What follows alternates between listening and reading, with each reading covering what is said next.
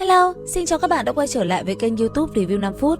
Ở cuối tập 234, sau khi bị Tiểu Thiên Giác nghĩ tẩn cho một trận, Huyết Hoàng Sư đã phải gọi Hạc Vô Song ra cứu. Đồng thời vào lúc đó, Bất Diệt Kinh truyền thừa cũng xuất hiện ở tại nơi này. Nhìn Thạch Hạo và Tiểu Thiên Giác nghĩ yên lặng, Hạc Vô Song nói: "Tổ tiên của ngươi kinh diễm nhường nào, vậy mà ngươi lại quá nhu nhược." Nghe được câu nói này, Tiểu Thiên Giác nghĩ liền lớn tiếng quát tháo. Đáp lại, tên kia chỉ khinh khỉnh châm chọc Tiểu Thiên Giác nghĩ. Đồng thời, hắn ta cũng nói cho Kiến Nhỏ biết, người lấy mạng sư huynh và sư tỷ của nó chính là mình. Nghe được thanh âm này, Tiểu Thiên Giác nghĩ như phát tiết. Ngay lập tức, lực lượng khủng bố từ người nó tỏa ra xung quanh. Bên cạnh, Thạch Hạo cũng cảm nhận được kẻ bí ẩn kia thực sự khủng bố đến nhường nào. Ngay khi Kiến Nhỏ lao lên, Thạch Hạo đã liền cản nó lại. Tuy nhiên, cái tên Hạc Vô Song phía trước thì liên tục khiêu khích, khiến Kiến Nhỏ đã không còn giữ được bình tĩnh và không còn nghe lời Thạch Hạo nữa. Cuối cùng, sau một hồi nó liền gầm lên, thân thể bành trướng hóa thành một con kiến khổng lồ, uy lực bộc phát ra xung quanh. Sau đó, nó không chậm trễ mà liền lao thẳng về phía đối thủ của mình. Thế nhưng đối diện với nó, Hạc Vô Song chỉ cười nhẹ. Chớp mắt sau, bàn tay của hắn ta giơ lên, chỉ thấy màu đỏ lóe sáng, quả cầu mang theo uy áp khủng bố nháy mắt đã bao trùm Kiến Nhỏ và áp chế nó. Đến đây, Kiến Nhỏ gầm lên liên tục vùng vẫy, nó không cam chịu, trên miệng đồng thời hét lên quát: "Ngươi là ai?" Đáp lại, tên kia lạnh lùng đanh thép nói: "Ta, Hạc Vô Song, ta phụng lệnh sư phụ đến đây để đổ sát toàn bộ thiên tài giới này. Hễ ai đánh chống giao chiến với ta, ta sẽ tạm hoãn đổ sát." Nghe vậy, thanh âm Thạch Hạo vang lên quát: "Lũ xâm lược các ngươi phải trả lại món nợ năm xưa, ta sẽ tính sổ từng tên một." Lời của anh ấy vừa dứt, khí thế trên người cũng ngay lập tức bạo phát. Nhất thời, một tràng võ mồm cũng liền diễn ra. Chứng kiến Tiểu Thiên Giác nghĩ bị tên kia dùng lực áp bức tới thổ huyết, Thạch Hạo không bình tĩnh được nữa.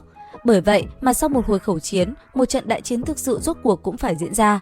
Nhất thời, ngay khi trận chiến bắt đầu, Thạch Hạo đã liền phóng xuất ra luân hồi bảo thuật để chiến với Hạc Vô Song.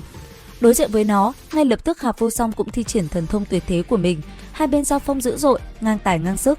Trong tình huống đó, Thạch Hạo đã cứu được Tiểu Thiên Giác nghĩ ra ngoài, còn mình, hai thiếu niên thiên tài lại tiếp tục giao chiến. Dù Thạch Hạo kích phát Bình Loạn Quyết, vận dụng nguyên thủy chân dài, thậm chí lấy thân thể mạnh mẽ Vô Song áp chế, vẫn không thể thắng Hạc Vô Song.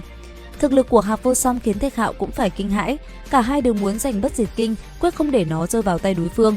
Hai thiên kiêu đến từ hai thế giới đỉnh phong cuối cùng mở ra một trận chiến chân chính. Trong lúc đại chiến, Thạch Hạo lại nhìn thấy ở tận cùng chân trời, hư không hiện ra vô số khuôn mặt khổng lồ, tất cả họ chính là những thiên tài đã bị dị vực lấy mạng trong đại chiến cuối cùng, tất cả đang cổ vũ cho nam chính. Tinh thần dâng lên, Thạch Hạo toàn lực thúc động lục đạo luân hồi thiên công, một mình đối kháng với 4 thanh chú tinh kiếm thai của Hạc Vô Song. Trận chiến kinh khủng diễn ra, cả hai đều dùng đến thủ đoạn cấm kỵ mạnh nhất. Ngay cả khi Thạch Hạo tế ra Đại La kiếm thai và duy nhất động thiên khắc đầy ký hiệu của chân giải, anh ấy vẫn không thể đánh bại đối phương. Hạc Vô Song cũng bị chấn động, hắn đã thi triển Vạn Pháp Chí Tôn lận thế tiên thuật, hai cổ pháp cực mạnh mà vẫn không thể chém ngã Thạch Hạo, sức mạnh của Thạch Hạo hoàn toàn nằm ngoài dự đoán của hắn. Bất đắc dĩ, cả hai cùng dồn toàn bộ sinh mệnh thi triển đòn cực hạn. Kết quả, thân thể của cả hai đều bị đánh nát, chỉ còn lại phân nửa thân thể. Chỉ nhiêu đó thôi, nó cũng cho chúng ta thấy trận chiến này thảm liệt đến mức nào.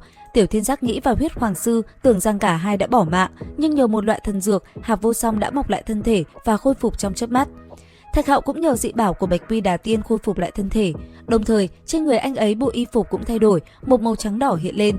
Kế đó, cả hai lại tiếp tục tranh đoạt kinh văn Bất Diệt Kinh, nhưng chỉ giành được một nửa, họ lại quay sang sinh tử quyết đấu, vì chỉ cần đối phương còn sống thì bản thân không thể lấy trọn Bất Diệt Kinh. Hai người đại chiến phá nát hư không vẫn bất phân thắng bại. Đến phút cuối, Hạc Vô Song lấy ngón tay làm kiếm đâm xuyên mi tâm Thạch Hạo. Đồng thời, Thạch Hạo một quyền đánh nát thủ cấp Hạc Vô Song, hai thiên kiêu đến từ hai giới khác nhau cùng lúc đồng quy vô tận.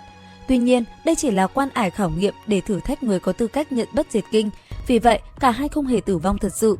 Trên đây chỉ là phần review, lên phim sẽ là thời lượng 25 phút, trận chiến sẽ còn vô cùng hấp dẫn. Cùng review 5 phút đón chờ trận chiến trong bản đặc biệt tập 244 này các bạn nhé. Xin chào và hẹn gặp lại!